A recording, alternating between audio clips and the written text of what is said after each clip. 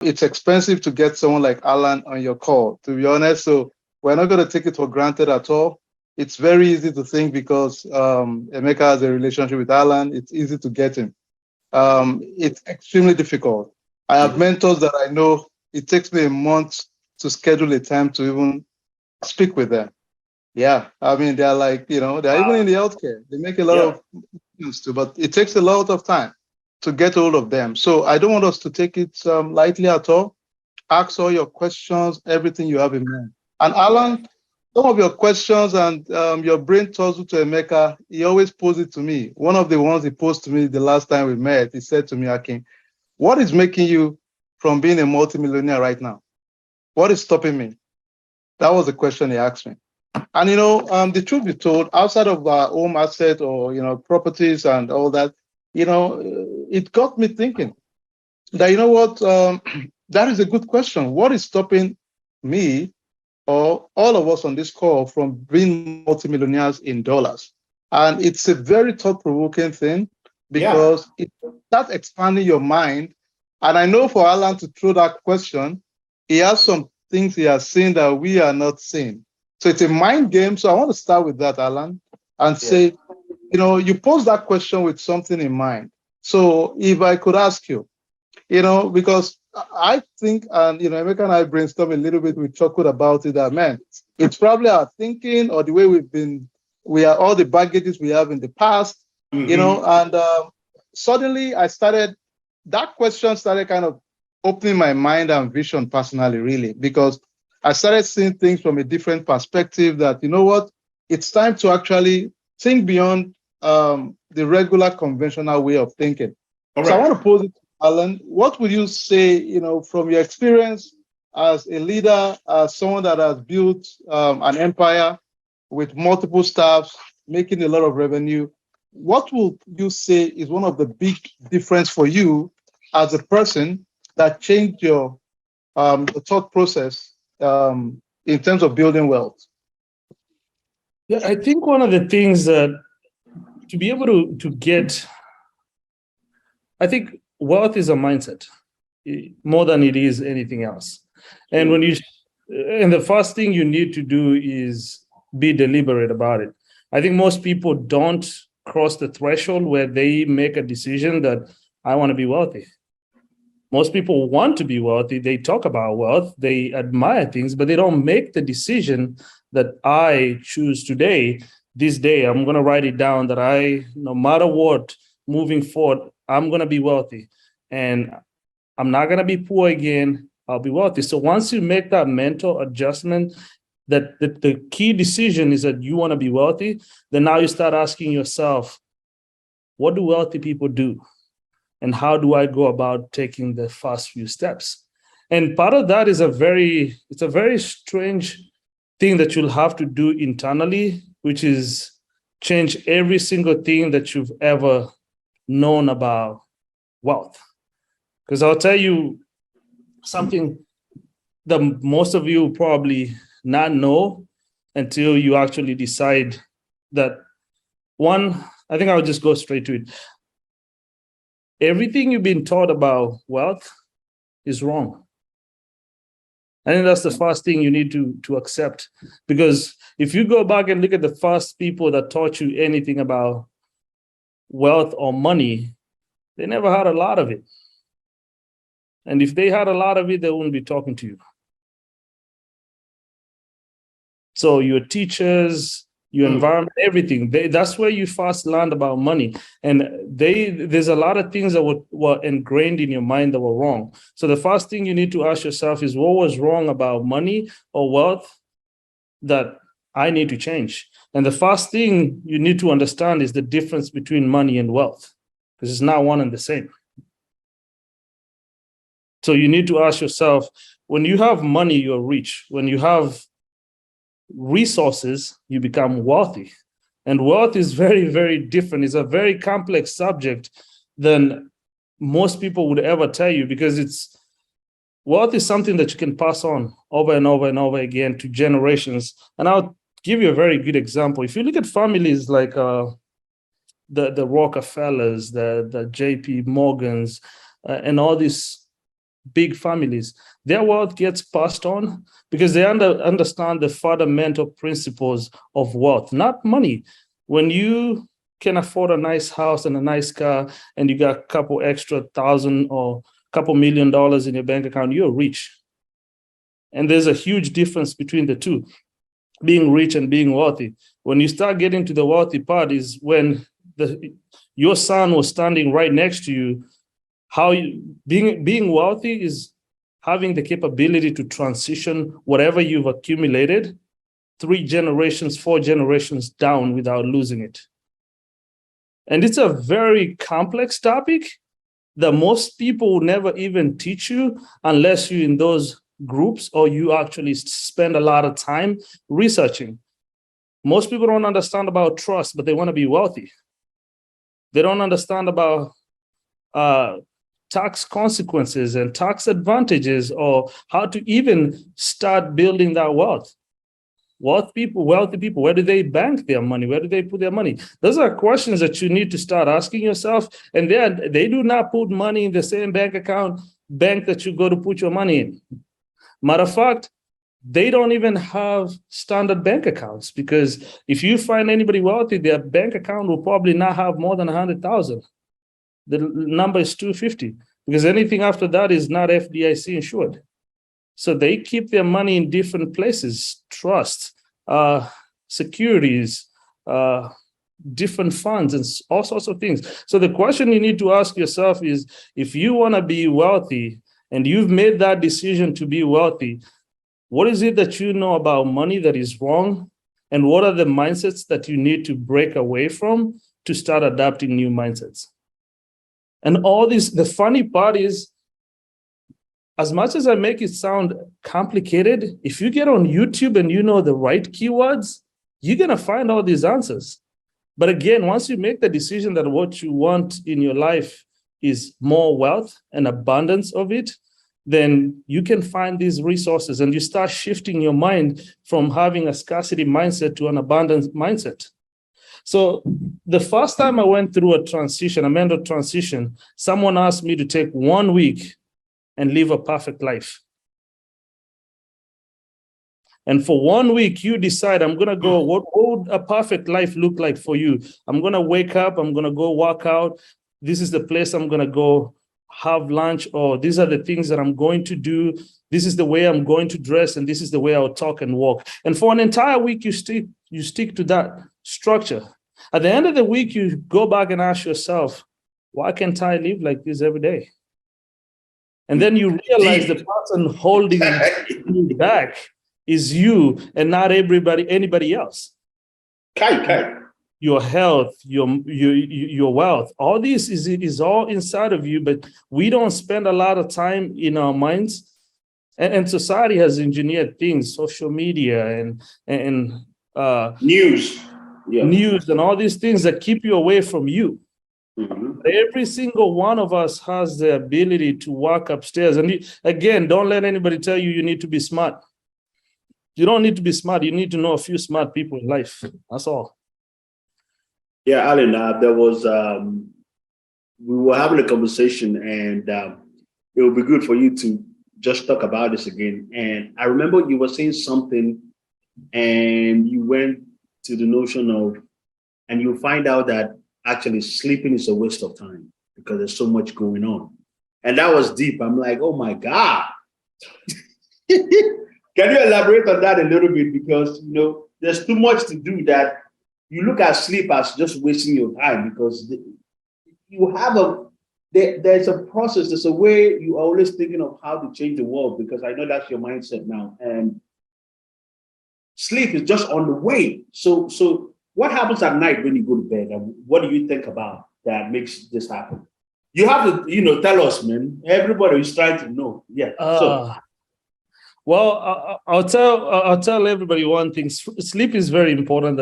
It's important that you get enough sleep, but you need to determine how much is enough sleep for you. Mm-hmm. Right? For some people, they need, all the scientific research says 8 hours is all you need to be able to function perfectly, and it's great. It's good. to get enough sleep.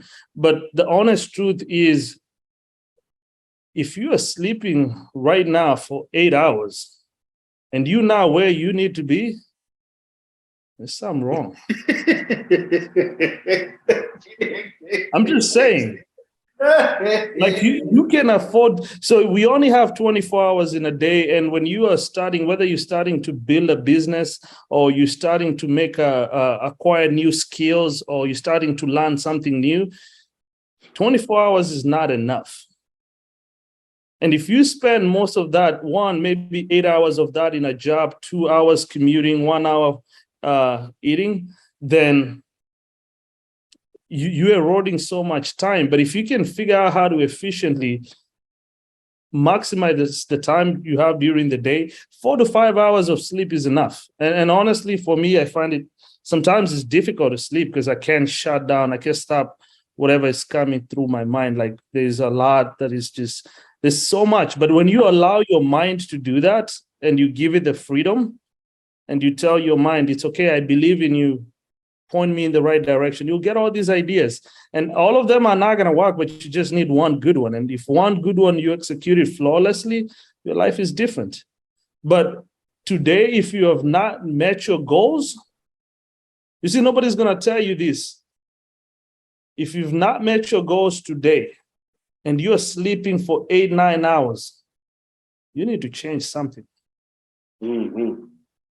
Yeah. The sleeping is more important. Until the sleep is going to come. It will come in when you've already achieved the things that you want. And the sad part is that even when you're at the peak of where you think you need to be, it's going to be hard to sleep. You just got to find the fine balance of, I want to just get enough rest so that I can go on and do what I need to do tomorrow. So there was something you were saying, and I want people to think of it in this version. So I know there are people who probably when you came to the United States said, okay, you know what? If I can make $50,000, that would be fine for me. And I remember you telling me, there was a time you were making 50,000. That was good for you. You got into 100,000. Okay, you made 50, but you needed to make 100. You got into 100,000 and you had more needs. So the mind is, you can't be contented. And there was a time you got into 500,000 and you still had more needs and so on. So can you elaborate on that? And I'm saying this for those who are just happy, just doing one paycheck and that's fine. Why don't you try more? You know? Yeah, so there's a mindset that we get told that greed is bad. And it's true. If you use it to the detriment of others, then it's bad.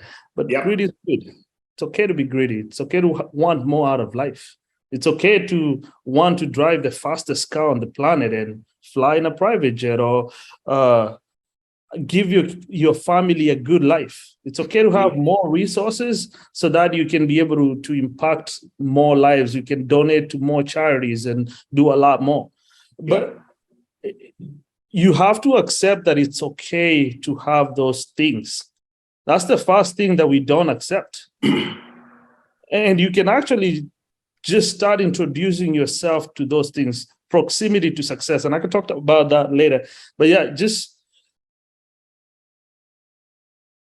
the whole idea is, and actually, let me talk about proximity to success before I forget that thought.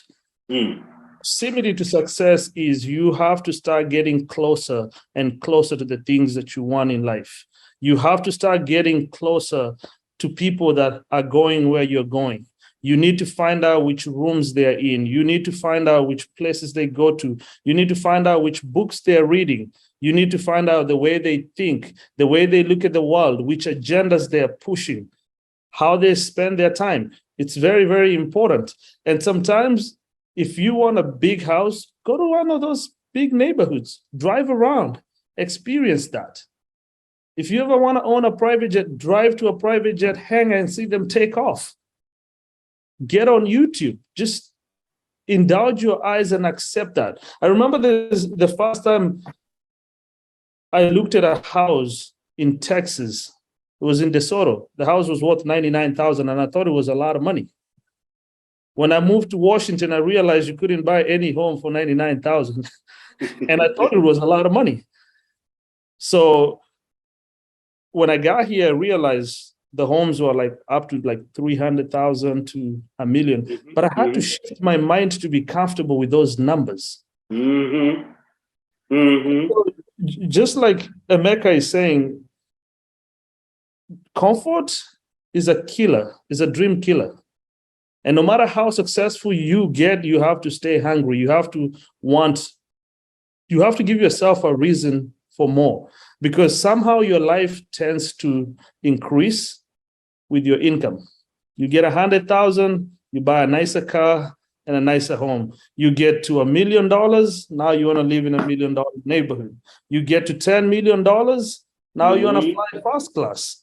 You get to 100 million, you want to buy a private jet. You get to $1 billion, you want to buy a yacht.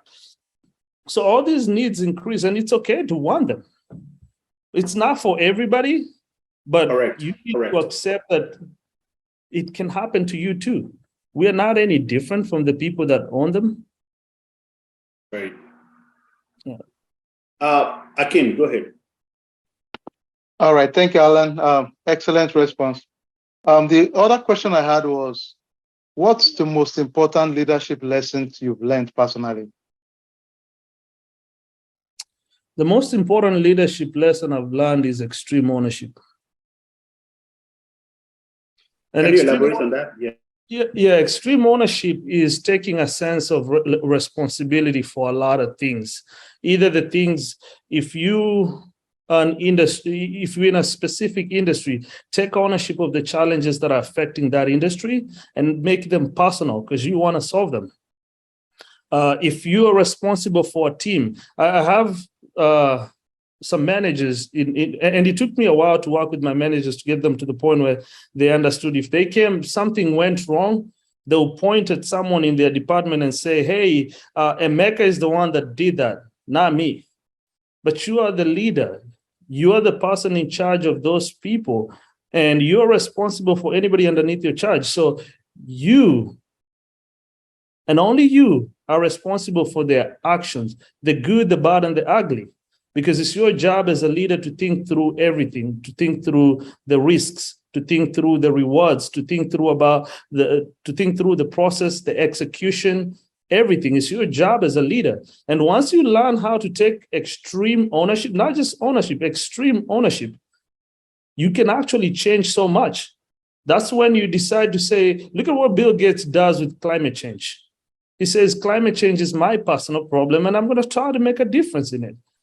I personally believe if you want to be a great, not just a good leader, but a great leader, you have to learn how to be an extreme owner.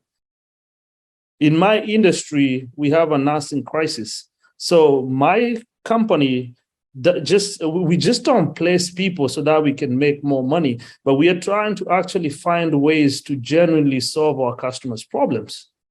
And we are constantly going out there and putting the customer in the middle of the room and asking them, hey, can you help me understand what problems you have and what challenges you have that we can help you solve? And as long as we can try to solve those things, you will be rewarded. And money will come to you. But it starts with that sense of ownership and taking full responsibility that to make the world a better place, it takes you. And you will be responsible for bringing other people with you and driving a mission and saying, we can actually change the world. We are crazy enough to actually change the world, and we're going to take relentless action to make it happen. To me, that's the biggest leadership lesson that I've ever learned. Thank you so much, Allan. That was amazing. One more final question from my side. And that is, typically, how do you keep focus on your vision? With all the distraction every time, how do you keep focus on your vision? Simple. It's actually more simple than, you have to simplify life to its simplest form. And to stay true to your vision, one, you have to have a very, very clear vision of what you want and how you see the world. And to be able to get the vision to to be more clear, you have to feel it, not just see it. So those are two elements of it that you have to really figure out. How do I feel this dream? How do I feel this vision? If I was to do this, how would the world be better? And you get to attach emotions right next to that vision so that it can start feeling more real. And the other thing is that to be able to stay focused, you have to learn what to tell your mind.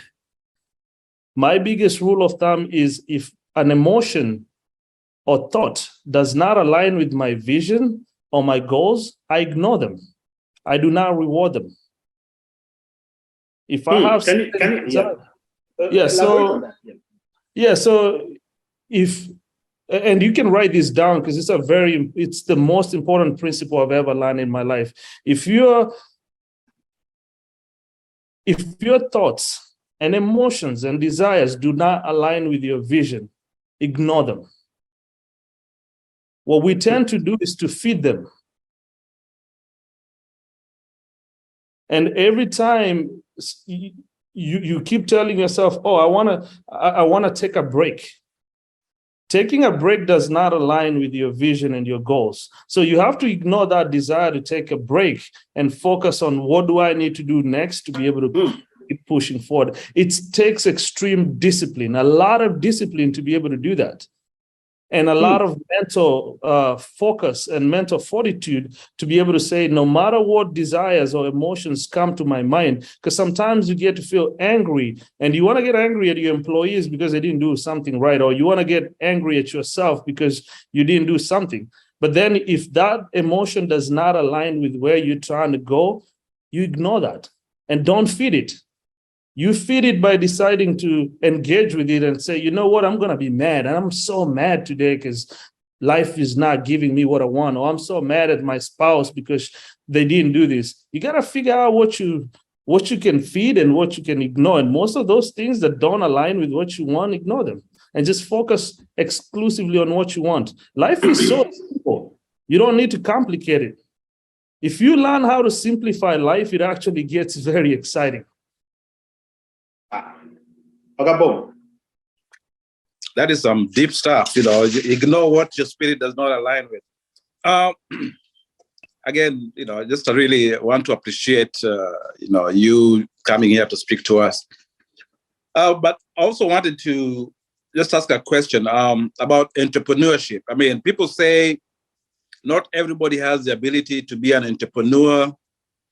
There's some people who just too scared to take that first step on anything.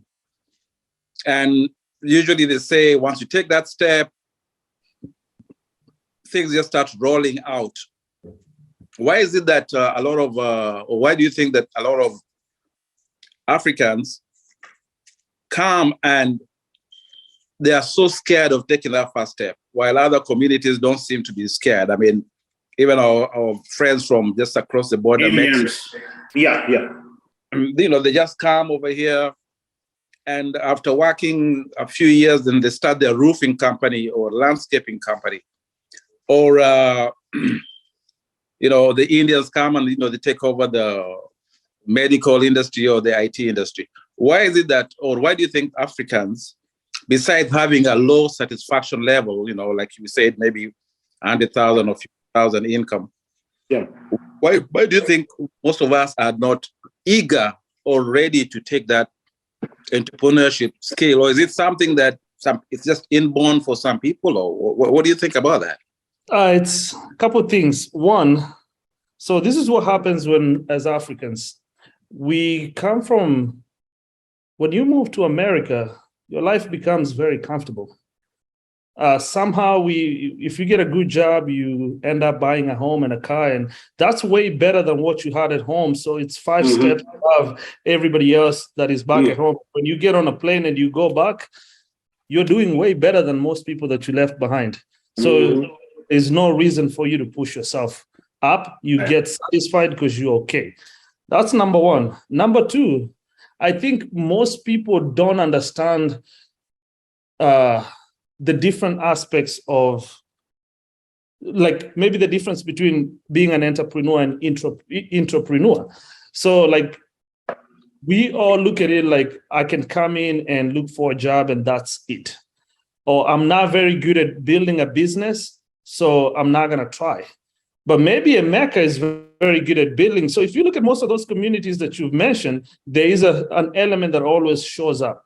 You'll find out that America is an entrepreneur that can start something, but then in between, he needs people that can support him to rise up, which those people are called intrapreneur. And what these guys usually do is that they'll come in, there's the entrepreneur and the intrapreneur, and they all work together and they profit share. But as Africans, we believe you got to be the one. It has do to everything. Yeah. You have to take all the profit, you have to take everything, and you have to be number one. It's nobody, if you're running a business, it's got to be you. But then if you look at the concept, if you ever pay very close attention, not even toward this, and again, there's also who you benchmark against. So when we come here, we benchmark ourselves against other communities, the Indians, the Asians, or any other community. But why are you benchmarking against them? Why not benchmark yourself against people that are actually building multi-billion-dollar companies like Mark Zuckerberg and Elon? Why not? Your benchmark is too low, right? And if you start looking at those communities, what those people have done, if you look at any good company, like let's say Google had two co-founders, Larry Page and Sergey Brin, and both of them were part of Google. They founded it together. It was not just always one person. Trying to pull it off as a solopreneur is very, very hard. And so we don't leverage each other and say, hey, Bob, what skills do you have? And then Bob says, I could do this. And hey, Jim, what do you have? Let's do this. And then you sit down and you share, because we come from a place where people cannot even sit together and build a company collectively without somebody doing injustice to the other. So when we move here, you still have that mental obstacle that if I open a company with two other people, it might go wrong or someone is going to steal or something like that. But then we have to abandon those mindsets when we get here. So that's another factor. But the most important thing is that we don't shift our minds. We move to America and we still behave like Africans. And don't get me wrong, I'm not saying behaving like an African is wrong, but you have to adapt to the environment that you're in. Because there are limitations that you're going to give yourself if you came over here and you decided to think like an African. You're going to eat like an African, which has health issues, because if you eat the way we eat back at home and you eat here, it's going to affect your health in the long run. But it's just a mindset shift. And I don't think we do a good job changing our mindset from being the way we used to be as Africans, and we move here and say, let me mold myself against the big time players. I might not be like Jeff Bezos or Elon Musk, but I want to learn and study them. They're doing it right. They figured out how to become successful in America. If I look at Mr. Chen that does a laundromat, yes, I could do a laundromat. And yes, I could do that. But why think small when I can think big? When I can figure out how did the people like Facebook build an idea and get people to fund an idea without, they were not profitable when they were funded. They went and talked to venture capital about an idea that could change the world and make it a better place. And I think there's another part that we are not bold. That's our biggest challenge as Africans. We are not bold enough. We are not courageous enough to say, I can do it too. I want to step out of the shadows of being an African. And we give ourselves those titles as an African. Why don't you come back here, come to this country and say, now I'm a global citizen. I'm not just an African. I'm a global citizen. And I'm going to take it upon myself to solve a particular problem in a particular industry. And I'm going to be audacious with my thoughts. I took a bold move to say, I want to change the healthcare industry in America. I didn't have enough resources to change our healthcare system back at home. But being here with the resources that are here, I could actually change the healthcare system. And if I change the healthcare system here and try to make it better, eventually I'll have enough resources to go back home and make a difference. But what do? We start making a difference even before we make a difference in our own life, and we start sending all the money back at home. But you're here within all these resources that are here. If you use them wisely, there's no cheaper money in the world than in America. The banking system in America will give you money to go get a house at 5 or 6% interest rate. That is very low interest rate. And we are not leveraging that. Building real estate wealth is so simple in this country. But you see, we don't benchmark ourselves against the greatest companies or the people that are doing great things. We set the bar too low. So I think it's just a matter of deciding I want to do something big, and I want to be bold, and I want to be audacious. And if I fail, at least I took a chance. I think I can ask Allan a question because I see he's in the healthcare industry. Yeah. I had started a company which deals with non-emergency transportation. Does your company deal with, is it something that your company deals with, or I can get a mentor? Elaborate on that. Yeah, what do you actually do? It's a non-emergency medical transportation. So like you transport people, the elderly, who maybe they want to go for doctor appointments or want to go and refill, or they want to go do some shopping and things like that. Are you expanding? Are you getting bigger? Are you? No, actually, I had started, then COVID struck, so I didn't actually start already. So I was asking whether it's something his company does, or. So let me say this: anybody who wants to ask a question, please do not hold back. If you have a question, ask it very well. You need to know these things, right? If you stop because you didn't have the funding or something and you don't know how to start back, say it out. You need to know. This is a place where we want you to be as free as possible. So if you want, you can re-ask your question. What do you really need to grow? What is holding you back? What's going on? Actually, what I think, let me rephrase the question. What I was looking for is like a mentorship. Like, does he have anybody? Does he know anybody who is in that business who can mentor me? Here's the thing. I think we get it wrong when it comes to mentorship. I'm going to answer two questions. One, I'm not in that I'm in the healthcare space, but particularly the workforce, where just the labor management part of it and the software side of labor management. But when it comes to mentorship, you are not looking for someone that is doing what you're doing. I think that's where we go wrong when it comes to mentorship. Because if you look for someone that is doing precisely what you want, chances are it's very rare for you to find that caliber of person that's going to be very, very brutally honest, and they're going to give it to you. They're far and far apart. And I've worked with some people and I've mentored them in my space. But the best way to approach mentorship is finding people that have done something, or they've become very, very successful in whatever it is that they're doing.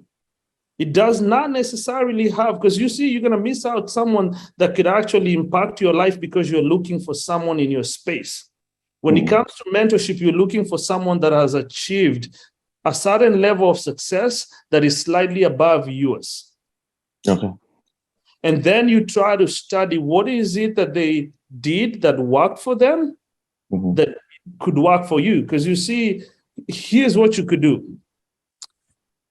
If you know, for instance, Emeka owns a successful company, he will teach you about setting up a company, setting up the books, how to run payroll, how to build relationships with bank, how to set up a board of directors if the company is big, how to hire employees, how to scale the business. They will teach you all these things. They might not necessarily be relevant to your operation because you know the problem you're solving, and the outcome that you want.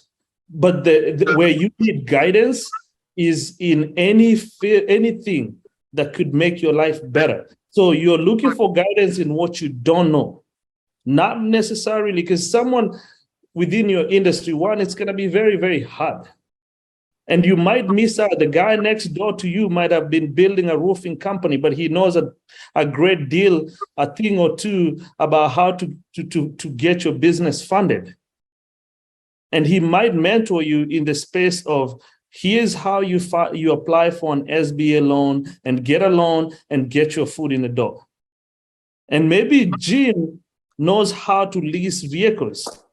Yeah. And you go and get that. So you need to understand what areas are you lacking and who might have the answers to those areas, but not particularly doing the same exact thing that you're doing. Right. Thank you so much. Yeah, understood. Thank you. Thank you. Franklin, you had a question? So I've been listening, and he said something about being rich and wealthy. Mm-hmm. And I thought about it. What is actually the foundation, the financial foundation of being wealthy? And, you know, he said something about rich people always talk about money. Wealthy people don't really talk about money. Mm-hmm. Right? So now you can acclimatize your mindset with the things that you see and the things that you want to, you know, the place that you want to head to. But on what concept can you do that? I mean, okay, Allan, you want to take this? Yeah. So, what was your first question again? Sorry, you asked me two questions, and I started thinking about it. What was it again? Anyway, it's about the financial foundation of being wealthy. So versus being rich, yeah. Rich, so no, he said being rich is different from being wealthy. Yeah, so the foundation of wealth is actually assets. Yeah, so now I'm asking, for instance, okay, somebody that makes 25,000 in a year, 30,000 in a year, and put his mindset and always think big on trying to be wealthy, trying to improve himself to get to that level of being wealthy. You are not thinking like being rich. You know where you're going. Mm-hmm. You see, the difference between being rich and being wealthy is that when you're rich, you have money. When you are wealthy, you have assets, right? I know. And let's say you only have 20,000 in your savings account. If you took your 20,000 and you bought a rental property that generates cash flow for you, that's the beginning of wealth. Because that asset that you just bought, you could transition that over to your kids in case you died. Yep. But you see, you're not going to transition the $100,000 to your kids. You might have it, but if you have $100,000 today in cash, chances are by the time your child is 18, you'll have already spent it.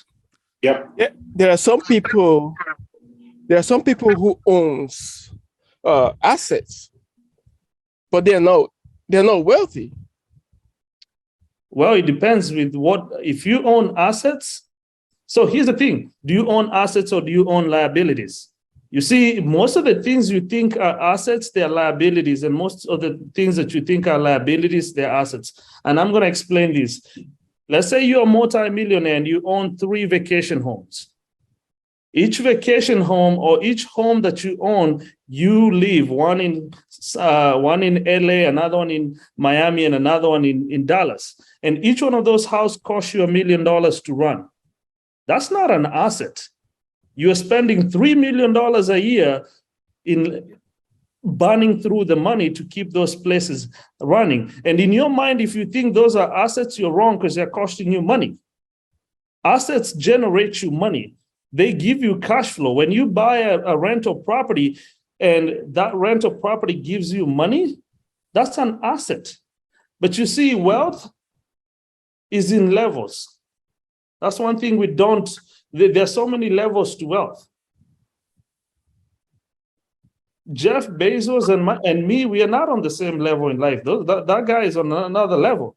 But you start off by building your wealth with what you got. Right. Yep. Right? And you start building cash flow. And those are times you need to be around people that are talking about those things, because they'll help you. When you say you have asset and you're not wealthy, then something is wrong. You have liabilities.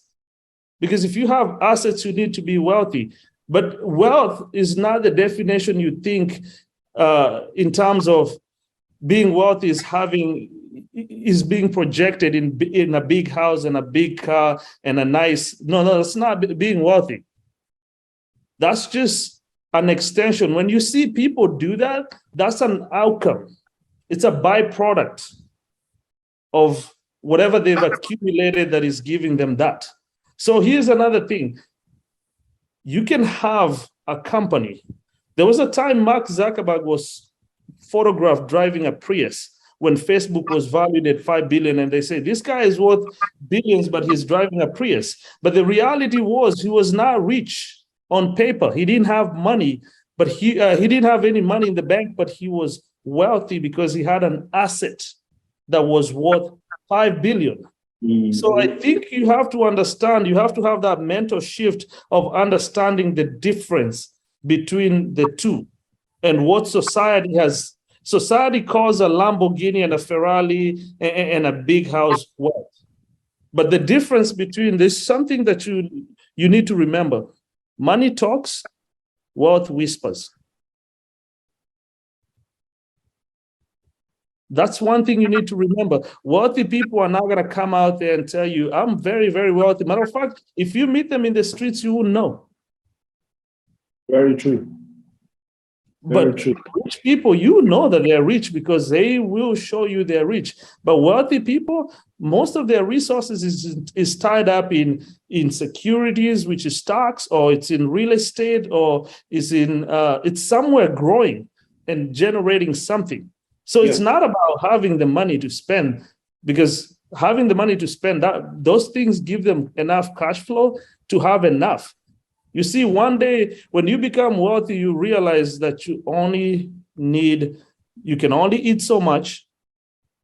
You can only put on so many clothes a day. You can only drive one car, and you can only sleep in one house. So you don't need to have $10 million sitting in your bank account for you to feel confident about life. But if you have enough resources and you have enough to keep your lights on and feed yourself and do all these things, that's all you need. It's basics. Wow. So just type your question, PS. Allan, you want to talk about any book you think will help people shift their mind? Yeah, I think I can recommend a few books, and I'll probably recommend 3 this time when I'm here. But if you need any more, like if you want to know about I read a book a week. So if you go on my Instagram, I'll always post whatever book that I'm reading that week. But the 3 books that I'll recommend, one is Atomic Habits. Atomic Habits. Somebody type it down here, please. Atomic Habits, right? Yep. What is that about? So it's basically about building habits, right? And trying to find the habits, how to develop a routine in your life by creating a certain set of habits in your day-to-day life. So that's that's what the book is all about. Because to become successful in life, you have to have a very clear or a set routine, and you have to be very structured and very disciplined. And it requires a certain amount of, like, you have to develop success habits. And success habits, they're a bunch of rituals. And you have to develop what is your morning ritual. Most people's morning ritual is waking up and getting on social media instead of praying or meditating, right? You want to clear your mind, and you want to be able to free your mental bandwidth before it's like opening your door and letting everybody in the morning when you wake up. That's pretty much what most people do. But how do you develop the right habits that make you successful? When you wake up in the morning, how do you make sure that you ground your mind to be able to face the day ahead of you? Prepare the day. Either if you are spiritual, pray or meditate. And that way you can ground your mind. If you end your day, journal your day. End your day with gratitude. Think about gratitude in the future or gratitude today. I usually end my day in two ways. So I write 5 things on my journal that I'm grateful for today. And then I write 5 things I'm grateful for in the future. And those things that I'm grateful for in the future, they are goals. You see, most people just set goals and they decide, I want to buy a big house. And you write that as a goal.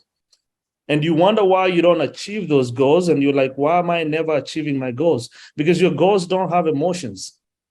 But when you put gratitude into your goals, then now your goals have emotions. And by that, I mean, so check this out. If you say your goal is to start a business, it's just plain. But if you say, I'm grateful now that I run a very successful business, there's an emotion attached to that. There's a lot of gratitude and there's feelings attached to that goal. And you actually start feeling like you are very close to it and it's already happened, because chances are it's going to happen. So turn your goals put some emotions into your goals and you'll start seeing them happen. Think of it this way. Tomorrow morning, you're going to wake up and you're going to eat breakfast. So eating breakfast is not a goal, but you can be grateful for the fact that tomorrow you'll have breakfast. And that's the same thing with goals, because if you know and you believe in yourself and you know you're going to work hard towards them, then you put some gratitude towards the goal and watch your life unfold and become better. So that's one of the books that I'll recommend. The other books that I'll recommend, since we're in this topic, is about money. And one of the books that I found very interesting for me is Millionaire Fastlane by MJ DeMarco. Millionaire Fast Lane. Fast Lane. Please, somebody type it out here. Millionaire Fast Lane. Okay. Yeah, and basically this guy walks you through the mindset of how do you become a millionaire fast, and what's going to happen to you when you get there. And it's a very interesting book. But then the other book that I'll mention to you guys, which is my favorite, it's one of my favorite books, is by Tony Robbins. It's Money Master the Game. Money Master the Game. Yep. So Money Master the Game will help you address certain questions. Why do you want more money in your life? Why do you want to be wealthy? Why? And helping you understand that question, because you see, most people just want to be wealthy, but they don't know why. What is your end goal? Is it financial freedom? Is it to be able to take care of your family? Is it to be able to support charities or to make the world around you a better place? You have to establish the goals why you want to be financially free. And also you need to establish what that number is, right? If you think your freedom number is $1 million, then you work towards $1 million and you don't set $1 billion goals. But why not set $1 billion goals, right? But the question is, maybe $1 billion is not what you need to be free. So by you identifying what freedom or what your freedom number is, and that if I had this much money, I can be able to get back my time. And when I get back my time, I can be able to go back out there and do the things that I love. I can change the world, or I can use my gifts to make this place a better place. So you identify what that number is. And then when you get there, how do you transition? How do you store the wealth? How do you invest? How do you pick an investment strategy? And that's what Money Master the Game addresses. Who else has a question for Allan? I want to answer somebody's question that asked, do you think being an African and an immigrant with a different culture and accent has helped or hurt your business? How do you manage? Let's let her talk. Hi, yeah. Mrs. Okarapo, please go ahead. I think that he already read the question. It's on the chat. And it's asking, how do you think that being an immigrant with a different culture, a different background, accent, how have you managed that in business? And do you think it has hurt or helped? And what's your perspective on that? So to answer the question, I don't think it's hurt my business, and I don't think it hurts to have an accent. I think we fail to embrace our accent, and we look at our accent as something from a negative connotation because we don't sound like the rest of the people. But the truth is, accent is just a variation in the way you say words, right? Banana, tomato, tomato, right? It's just a variation in the way we say the same words. So to the core, smart people, it doesn't matter what accent you say it in. What matters is the content of your words and the content of your brain. That's all that matters. And in terms of business, your customers don't care how you sound. Your customers care about the problem you're solving for them. And as long as you're solving a problem, they don't care where you're from. They don't care how you sound. They don't care about your skin color. But you see, the problem with America today is there's a lot of people that don't want to go out there and make a difference, that step back and blame their skin color or their accent or their origin. And they blame these things to be the reason why they cannot be great. But then the moment you start embracing who you are, I embrace the fact that I'm African, I'm Kenyan. And I say that, I tell that to my team, to my investors, to everybody. And it's a beautiful thing. And just to get you to understand that it doesn't matter, I just had a sit-down lunch not so long ago with the CEO of Chase. And not once did he ask me where I was from, because the conversations that we were having were just purely on what are we doing in this world and how much impact are we making. Not where you're from. Now you sound different, because he's not interested in where I'm from, but he's interested in the content of my brain. And all of us have something to offer, something unique that is fueled by that hunger. And I could tell you, maybe growing up in Africa poor is the reason I'm successful. Because if I was born here, I probably wouldn't have the advantage that I have, because coming from where I came from, I use that as fuel to be able to drive me, because I promised myself I'm not going back to where I came from. I'm sorry. And if I'm going back there, I'm going to make a difference. I am not going back to where. And when I made that decision, it's because I knew there was better somewhere else. So I use this thing in me, being an African. And there's something I think we forget what being an African. Look at how innovative Africans are. And I think there's, maybe to sum this up, I wanna say it in a very smart way. And I hope if you want to write this down, write it.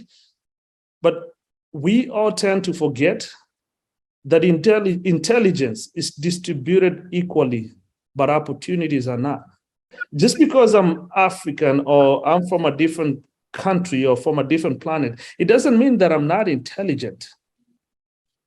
But there was not that many opportunities for us.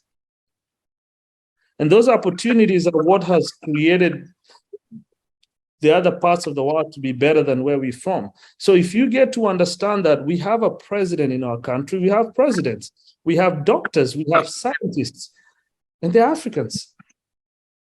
But just because they're in that continent doesn't make them any less smarter. And that's the mindset that we need to start shifting and addressing. Yeah, I think you have a question from Nathan. My dad has a question too. But okay, so let my dad ask his question real quick. Hey, Dad. Allan, can you believe my dad woke up for you, man? Hi. Sorry, I really don't have a question. I must have touched one of the gadgets. And Okay. Yes, but I'm listening intensely. Yes. Okay. I think I want to add something else to that I forgot on the same comment. And I'm glad you asked that question, because it's very touching to me. I think something else we don't tell ourselves often is that we are worth it. We've not created our personal worth. And I think that's one thing, if you start telling yourself a lot more, you realize that you are better than you thought you were. You have to start telling yourself, I am worth it. And I'm worth everything that I want in life and everything that I need in life. I am worth it. I deserve it. I deserve good things. And that's where we need to start. It doesn't matter where we are from.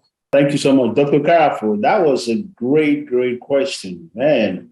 Dr. Karafu, who are you? Because I think we haven't spoken to you. That was a marketing question. Yeah, can you talk to us about you real quick, please? Hi everyone. My name is Unomo Krafor. I'm here in the Dallas, Texas area.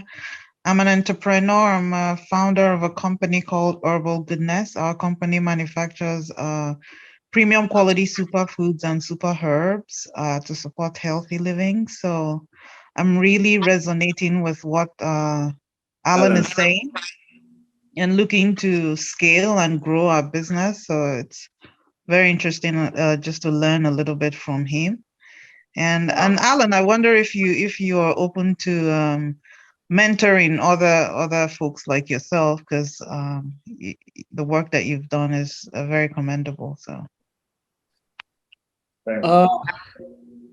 Yes, I'm open to doing that. Right now, I'm currently strapped for time, but I'm working on something that I can be able to offer a lot more knowledge on demand to a lot of the people that I know. But yeah, I am open, but currently there's quite a lot going on in my life.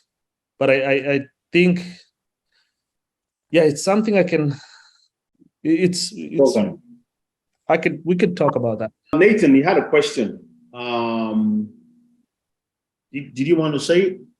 Or you can read it out. Allan, do you see that? He's saying, can you comment on the process of convincing a worthy idea and transitioning the idea into business value? But also, how do you take the leap from having an idea in one mind and make the idea a product or a service? I think it's not an idea per se. It's a solution, and it's important as an entrepreneur or anybody that is aspiring to be an entrepreneur to look at the world. Most people look for ideas. And if you look at most of the greatest businesses that have been built out there, they were not ideas. They were solutions to people's problems. Today, we are connecting through Zoom. The person that created this platform wanted the world to connect. It was not just a great idea. There was a need that he wanted to solve. And if you start by looking at what is the fastest problem, who has a problem somewhere that you can solve? Because you see, sometimes people think it's about, I have this idea and it's good and it works, or it could work and it could make money. And then you try to build an idea. No, don't try to build an idea. Try to solve a problem. Find someone that has a very specific problem and try to solve that. And if that person can pay you to solve that problem, then you look for other people that have a similar problem and they will pay you to solve the problem the same way you solve for the other person. And once you've solved that problem, you figure out how to efficiently keep solving those problems. And when I say this, it might sound simple, but indeed it is very simple. The world is about trying to find a solution to someone else's problem. And if you don't know where to start, I recommend you change the way you talk to people and start asking people, how can I help you? And it doesn't matter. One of the people is going to tell you, you know what? Because I think what most people don't understand about money is, because you look at the world in terms of, can they pay me for this idea? Because you probably might not pay for that idea if it was you, or for that service. But then if you get to be very comfortable and understand that if you need to get to Africa, you'll pay the airline money for them to get you there. And you're okay spending money, and money is not a problem because your ultimate goal is to get to Africa. So that $1,000 in terms of airfare doesn't mean anything to you. And that's the reality when someone has a problem, they're willing to pay for a solution.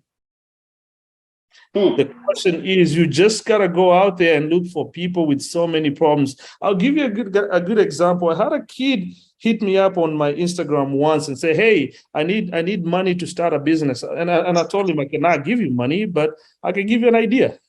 And I told him, go find someone in your neighborhood that has a problem that you could solve.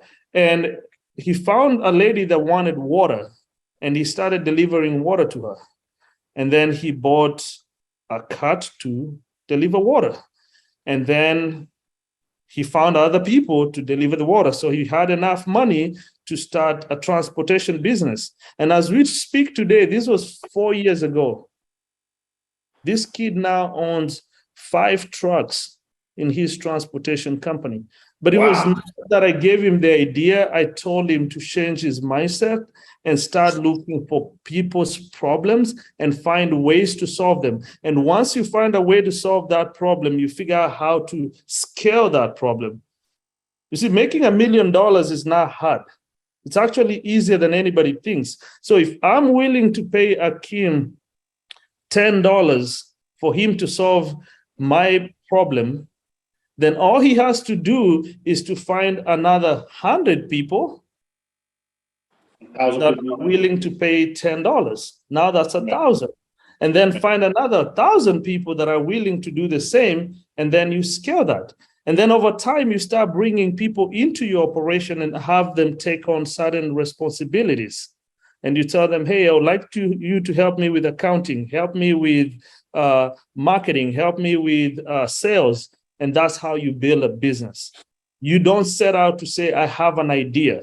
That's where most people get wrong, because ideas don't yield to anything. They're just ideas. But if you find a problem and you solve it, then that means you have very good execution. And then now you just get better at growing that. There's abundance of opportunities in the world, especially in America today. If you go onto your neighbor's house next door and knock on the door and say, can I mow your grass for 100? If you can figure out how to get people to get to a website and submit their demand for their lawn mowing services, and you scale that business, you build a successful business. And I think there's also the notion that we think the business has to be pretty. Doesn't have to be pretty, it just has to be a solution. And you just gotta find ways to really solve people's needs, and they'll pay you for it. Wow, that was good. Does anybody have another question, maybe on almost level? Lead. Hey, Kali, go ahead. Can you hear me? Yes, go ahead. Yeah, good evening, everybody. Good evening. I really appreciate this platform tonight. I also run a business here in America, and my business kind of focuses on affordable living here in America, because I know I discovered that there's a problem here in America, and part of the problem is Americans finding it very hard to find a place to live. And most of the things Allan has already stated are things that are really happening on the street of America to Africans. Like, we are very intimidated. So what I did was I was able to familiarize myself with Americans. I was able to find someone that built my website for free. And then I will pay him 20% of my profit that comes from any lead, any deal that comes from the website. I'll pay him 20%. And there's a lot of people here in America that needs their. So what I really deal with when it comes to affordable living is mobile homes. Mobile home is a means of living here in America that is really, really cheap, especially in the South. That's in North Carolina, Virginia, and just in the southern part of America. And I would look for people that are looking to sell their mobile homes and do not know how to go about selling it. I would bring a buyer to them that would buy their mobile homes from them. And all I just have to do is put the home under contract with the seller, and then I'll go sell the contract to someone else that really needs the mobile home. Say, for instance, I put the lead under contract for $3,000, and I go to sell the contract to someone else for $6,000. Wholesale? Yeah, wholesaling. Yeah, wholesaling is the word. And that's how I've been, making my money from the business. And when I discovered that this is really a problem where people need their homes sold, then I opened my LLC.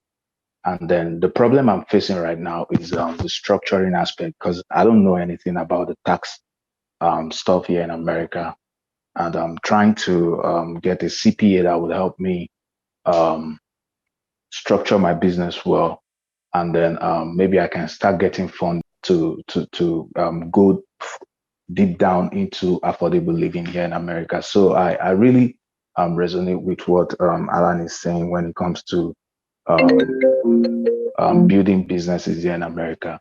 Thank you very much. I don't know if I'm really making sense from what I just said, but I appreciate it. Thank you. Sorry, I keep getting a call from Yeah, somebody. that's fine what he said. Yeah. I think, yes, go ahead. So you are asking about creating the structure and understanding about taxes. Is that your question? Yeah, kind of. Yeah, that is. Yeah. So one of the things that when you're building a business, you need to remember is that you need to know who knows what you don't know and be willing to pay them. Most people, you need to hire a CPA if you need to understand tax strategies. An accountant is not going to give you your tax strategies. An accountant is only going to file your taxes. But if you want good tax strategies, you need to talk to a CPA. And a CPA would be able to help you structure and understand all the tax benefits and all the tax loopholes. And before the end of the year, you can do what they call the tax planning, and they can evaluate your spending versus your expenses, and then they can introduce you to better ways of taking advantage of some of the tax loopholes. And what are some of the advantages? So, but that comes at a cost, because CPAs, some of them you have to retain them. So you have to be willing to spend that money, but it's going to be worth it. Even if you have to retain them for $1,000 a month or even less than that, it's worth it to have a CPA or a tax lawyer, because it will help you understand some of these tax benefits, and they'll save you a lot of money in the long run, because there's so many loopholes that exist. That you can take advantage of. And then the other thing about you're in the wholesaling business, there's a company called it's a Canadian company. Oh man, if I'm gonna think about the name of that company, and I'll tell you. Okay. Unama had a question for you, Allan, while you're thinking about it. So our question is this. Them in the Sharia is even worse. Huh? Say that again. Okay, Allan, can you hear me? Yep. Can you hear me? Okay. So Unama is asking, what do you think about raising funds from investors to give growth and giving up equity versus bootstrapping? And and how do you find investors who truly add value? Good question. So this is a very, very interesting question, man. This lady is she's so advanced. Oh my God. Okay. I love the questions she's asking, but I will answer these questions. So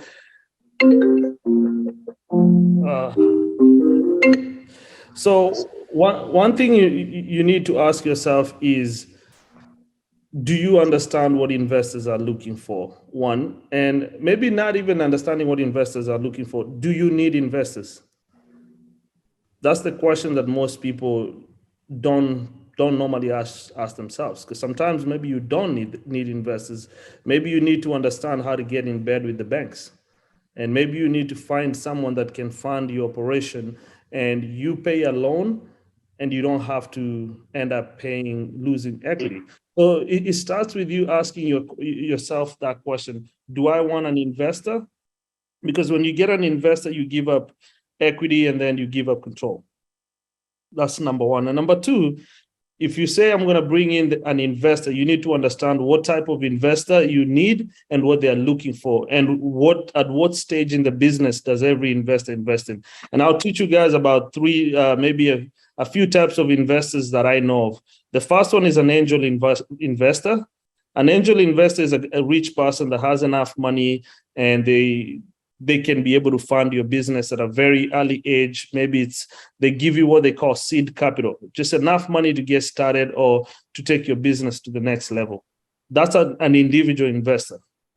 And they're called angels. Every city, if you look for angels within your area, you'll find angel investors. And some of them, there's angel investor networks. You can go in, pitch your idea. If they like your idea, they'll give you money, like Shark Tanks. So those guys are angel investors. There's another group called venture capital. Venture capital they're very interesting because they only invest in high growth businesses that are growing super, super fast with very high multiples. So when you're building your business, you need to understand, how do you structure your business to attract the right investor? So for instance, if you are trying to attract venture capital, your business has to be a fast growth company. They love software companies or mostly tech-based businesses with very high gross margins, anywhere between 60 to 80% gross margin percentage, because those are multiples, like very high multiples. And most venture capital, even though you have very high, they don't look at the probability of you making money. They look at the potential of the business. And I'll explain why. Most people get into business not understanding that in business, there are two ways of making money in business. One, by profit, and two, by selling a company. Either you sell that in the public market, which is an IPO, or you sell that to a private equity. And I'll explain why venture capitalists, they love businesses that are not profitable. Because the moment a business is very profitable, then it means they'll have to take a distribution, which means every time they take a distribution, there's a taxable event. And that's not their end goal. Their end goal is very high multiples. So they're looking for whatever business they put their money in, it has to be able to be scalable, and it can grow so big that they can be able to either take it public or sell it to a private equity the moment that business becomes very profitable. So this brings me to the other side of the other third type of investor, which is private equity. Private equity only goes to money, to businesses that are very, very profitable. So your business has to be, one, big enough, scalable, and two, it has to be very profitable. Because where they get their money from, they have made a commitment to their investors that they have to give them a certain amount of money in return. So they expect to be able to put the money in a business that, one, is very sustainable, it can grow over a long period of time, and it can generate profit. So that is what private equity goes after. So to answer your question, do you need an investor, and what type of investor do you need? So that goes, to be able to make that judgment, you need to understand, where do you want to take your business? Do you want to take your business from being a local business to a national business? And what other alternatives are there? If you're selling products, could you be able to sell your business as a franchise because you figured out a process to scale it? And every single time someone buys your franchise, they pay you money, and you don't need investors. Or you need investors to be able to scale your business and grow much faster, which means now you'll have to lose money. And sometimes investors, it's not a bad thing. Knowing when to get investors in your business is also important. And bootstrapping your business is my business is 100% bootstrapped. I do not have investors. which gives me a very good position to be in, because now I can sit back and tell investors what I want. I can dictate the terms.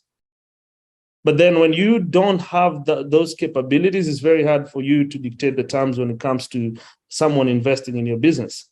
So the question is, how far do you want to grow and how fast do you want to grow? And if you want to grow super fast and you need somebody else's money, then you get the money. So the question becomes, what type of business are you in and what are your multiples? If you have very good, steady margins and you have a steady business, then private equity is good because it will help you buy more businesses.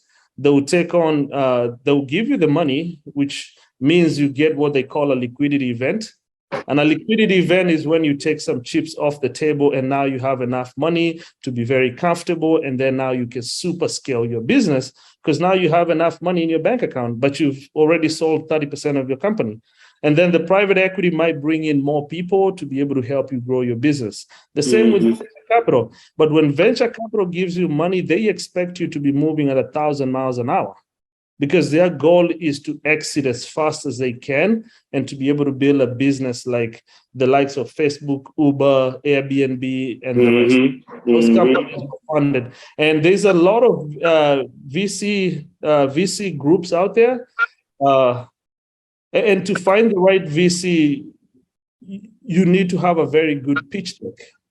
A pitch deck is where you have a very good summary of your business and a very good understanding of the numbers and the product you're trying to build and how you want to grow that. So that's if you want to pitch to VCs. And VCs love software companies.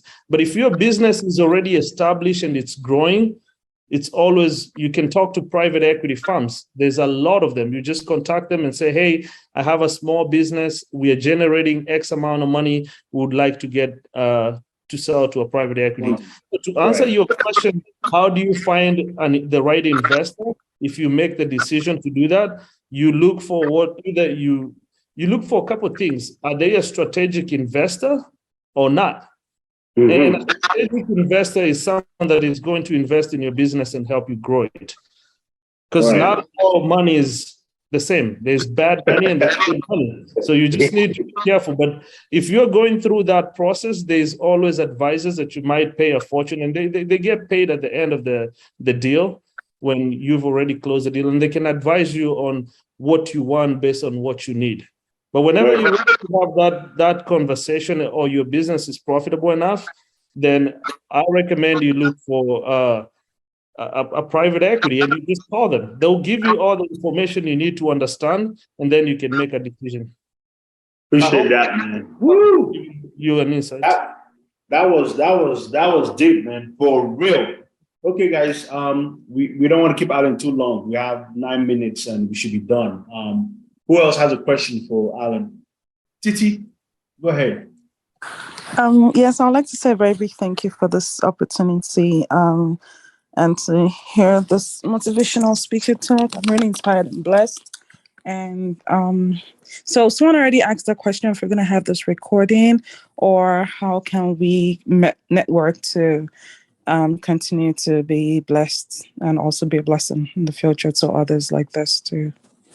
We have, are you in a group where it's African expats? No, I just Okay. saw I can start this and I joined me. Baby brother, please, can you put the website link here so that she could join? One or expert one and expert two. Yeah, I'm gonna do it right now. What we'll do, maybe we can organize a mastermind event. Yeah, I think so. And bring people in and teach them what we know, and probably bring other people. Yeah, very. It's a lot. Very knowledgeable. Yeah, we can talk about that. Bring some people, some other professionals in that are pretty much on your level. We could bring them. Yeah, okay. Yeah, we'll have to start working on that. I mean, this is the first year we're doing this, and I see so many positive results. And I could talk to you a little bit about that too, because he's seen that too. And we have been talking about just exposing our people more and more, because first of all, we need to appreciate ourselves. And as we appreciate ourselves, we understand this journey is for us too. It cannot just be other races. and also, like you said, don't set your standards so low where you want to just sell 20 bags of cement because the other guy is selling 10 bags of cement, right? We have to do the biggest part of it. Okay. Quick question, marker here. You got a question. The question is, what is the biggest challenge you or your business has faced? And how are you positioning yourself for the future? So, Allan, maybe elaborate on what you've seen for the future. I know a lot of things have to do with AI, but in this question here, this is about the biggest challenge, I know what it is, but it's better when they hear it from you and how you positioning yourself for the future. I think the biggest challenge I've had is not advancing fast enough. And when I say that, I mean, like, we live in a world where technology is changing faster than we can even breathe. If you look at your phone, there's a new update coming up, there's new capabilities that we are getting. So my biggest challenge has been just trying to evolve as fast as we need to evolve to take better care of our customers. It's been a huge challenge because technology is evolving fast. And as it evolves, our competition is also on there. We are trying to, to do a better job to take care of our customers. But I think it's a huge challenge. And then today in America, workforce has become a problem. If you're growing a big business and you're relying on people, getting good help is hard. But overcoming that challenge is easy. I think we all need to look back. And this is where we have to think bigger and also think back at home. There's a lot of talent back at home. There's someone at home that can do some of your admin work for cheap if you need to, and you're starting out for maybe less than $500. You can get a full-time employee back at home to help you do certain manual tasks. So there are solutions to such a problem, but workforce has become a big challenge today, especially after the Great Resignation. Yeah, it is going to come back. The economy is coming back. I don't think the recession was as hard as they said it was going to be. So I think that will be coming back soon because I see the government giving less and less money. But again, to answer the question, go ahead. And yeah, to answer the last part, how are we positioning ourselves? I think we are innovating faster than we've ever had to innovate.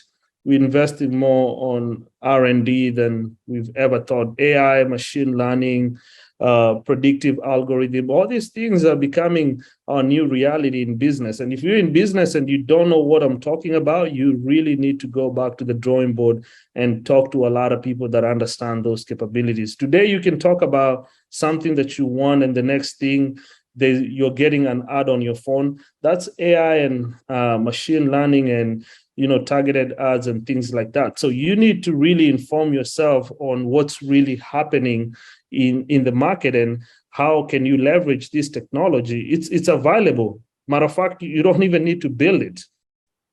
Companies like Amazon, AWS, if you go on AWS, there's a lot of resources in terms of machine learning capabilities and AI, and you don't need to know how to build it. You need to be a visionary and know how to get people to leverage the latest and the best technology to make things happen. So, wow, very true. Very, very true. Who else? I think we'll probably take two more questions for Allan. Who else has a question? This is Winnie. Hey, Winnie. Hello. Hi. Well, I really don't have a question, but mine is just to appreciate Allan. Allan is my boss, actually. I'm privileged to have two bosses of this forum. And I appreciate what Allan is doing because he's amazing. I joined his company in December last year, and I'm still there.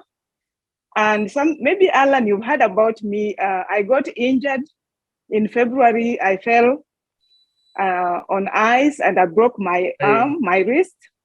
And you took care of me, and I just don't have words to say thank you. I've been on and off work, but right now I'm doing far much better. I appreciate your help, and your company is amazing. And Emeka is also my boss, so I have two bosses here, and I'm glad to just say that I appreciate both of you because your work is amazing. I don't have any questions. I just appreciate you guys. Thank you so much. No, and I appreciate you even more. Thank you very much. Actually, I'm glad I met you. Yeah. But yes, I'll definitely be connecting with you later. Yeah. Thank you for being part Thank of you, Winnie. Yeah, Winnie's our best. She is our best. Like I'm telling you, man. I got to tell you about her later, man. Later on, it's amazing. I swear to God, it's amazing. You know, thank you so much, Winnie. Thank you for the love and thank you for everything you do. You know, I mean, you've been a successful story since you joined our group. You know, so hey, we got a special place for you. Thank you so much. Thank you so much. All right, one more question. It's 9:00 Central. So, guys, does anybody else have any other questions they would like to ask? I think there's a question you're missing. Amami's question there about IT consulting. Oh, I'm so sorry. Can you ask it? Who? I'm so sorry. Amami, please go ahead and ask your question. So sorry. I think it's wrong with our volume. Oh. She said, what advice would you give for starting an IT consulting company focused on Black professionals? I think one of the things the first advice I'll give you is you're limiting your audience. Why just Black professions? Why not just anybody? Because now you've just reduced your demographic by a very, very huge percentage because now you're going after a very limited portion of people. So think bigger. Stop just, yes, Black profession could be part of your circle, but just increase your audience reach. And maybe the second part is if you're going to start an IT consulting company, I do believe maybe that's your area of expertise. So start by trying to figure out one specific, because IT is very broad. So find one very specific area that you want to tackle and you start addressing that and you use that to be able to leverage your business. So if you're consulting, let's say on cloud or on whatever, start there and don't offer more than one service until you've perfected how to deliver one very good service to your customers. And then you can broaden that. So two pieces of advice that I'll give you. One, start with one niche and become very, very good at it and then scale that. And then two, stop limiting yourself with Black professions. Just go after small businesses. I think it's a better approach to become an IT consultant for small businesses or just businesses, period, versus putting a cap on where your potential. Right. Hopefully I answered that question. What is the best way on tapping professionals from back home, especially, I know there's a lot of people looking for work, but there's no one place, maybe somebody needs to come up with maybe like a monster.com or indeed.com in Africa or Kenya. There you go. That's your next big venture. Why can't you be the one to create Exactly. Because like you say, tapping on professionals who can help us with the mundane tasks, little work, data entry, they're back at home, but how it's about creating a LinkedIn or something like that for our people so that they can all join in or something similar to that. You don't even have to complicate it because it's more complex with such LinkedIn and all those. They take a very extensive operation. And I'm going to give you a very good example of what I've seen the Philippines do. The Philippines are actually taking over American jobs today, as we know it. And So what they are doing is you just create a very simple offering. And you can start with a one-page website that says outsource executive assistants or personal assistants to take care of tasks. And you can be able to put things such as read your email, schedule your meetings, very basic things. And then you go back home and you hire someone and you tell them the prerequisite for you becoming part of my company or working with me is that you're going to need very fast internet, a computer, and the capability and to be very good on the phone to be able to articulate yourself. And then now you find your first customer that has that need. Any small business owner in America today could outsource some of the manual entry work to someone somewhere, and you become the person that offers that at $10 an hour or $8 an hour. Very true. And then you go back and pay that person that is at home. You're paying them a salary of maybe $300. And if they do a better job, then you keep growing. But you get to collect the money. You pay them the way you want to pay them, and you could do that with Wave. You find someone, you give them the work, you introduce them to the client, and you say, hey, this is your assistant. They'll help you with any needs. If you have any problems, you email me or you call me and I'll resolve your issues. And then the client is just going to send an email to this person and say, hey, here are your problems, and here's everything I need solved. And then you start scaling from that. Before you know it, now with your proceeds and everything, you know precisely what you need to build as far as that platform to enable that to happen. So you start making those connections your way based on what you see in work. Very true. You're saying the Filipinos are taking over American jobs because they're doing all those little work, not even Indians, because now Indians have their own little thing going. I did not the Filipinos now being aggressive in that arena. They're very aggressive, and they go on links. If you go to LinkedIn, they contact people from LinkedIn and say, hey, would you like help? We'll help you for $10 an hour, $8 an hour. And they do a remarkable job doing it. But we can do that, all of us. We can take this as an opportunity to create opportunities for brothers and sisters, because we have to ask ourselves, yes, we are here.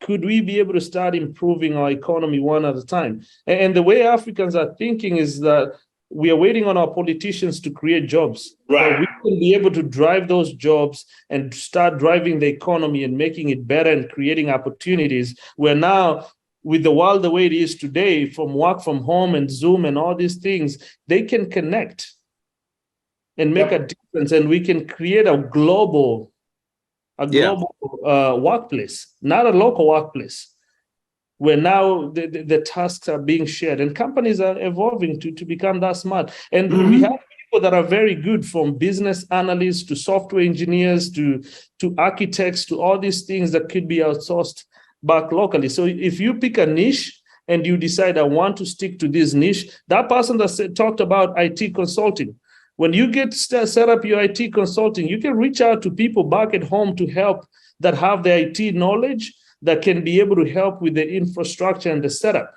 So you go get customers and you introduce them to that group and say, hey, you can help with this particular part. There are people that are very educated back at home that could help with some of these problems. So yes, that's just an idea. Yeah, that's very true. And that's how the Indians started. And that's why a lot of the work now, when you make a phone call, it goes overseas to customer service where they're helping you do everything that, people here are not doing because it's too expensive to do it, or probably maybe the timing is different. People are sleeping when you really have the need, I also want to mention this for everyone who is new and is thinking about, hey, thank you, Amani. Of joining, we have a website here called the African Experts. You can see the website here. So if you want to include your company in there, you could come and just ask that we do that. It's a very quick form. We're doing that because we don't want you to feel like we just pushed your information in there without your permission. So if you want to have your company in there, just tell us, hey, I would like my company to be in there. And it's free. Right now it's free. We paid for the rights to the website and all that. So just put your company in there and you should be fine. And I'm talking to pretty much Comfort if you want, if you have a website. Unoma, if you with your website there, we could put it in there also. And anyone else who has a website that hasn't been, who hasn't spoken tonight, just let us know. We'll put it in there. So I'll add a that, link to my Instagram account if anybody wants to follow me and shoot me a question. So drop it's right there. Yeah. So get ready, Allan. Get ready. Reach out to me and DM me, and I'll answer any questions you have. How do we add? You know, I don't have Instagram, but because of you, I'm gonna join. Yeah! All right. Somebody saying, how do we add?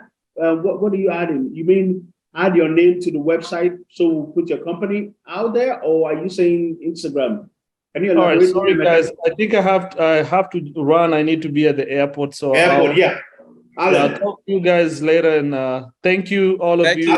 Allan, hold on. Allan, hold on. If anyone appreciated Allan this night, please type thank you to him, or you could verbally say it so that we will know his time, energy was appreciated. Thank you so much, Allan. Thank you very much. We appreciate it. Thank you, Allan. Thank you, Thank you so much, Allan. Hey, appreciate you, Allan.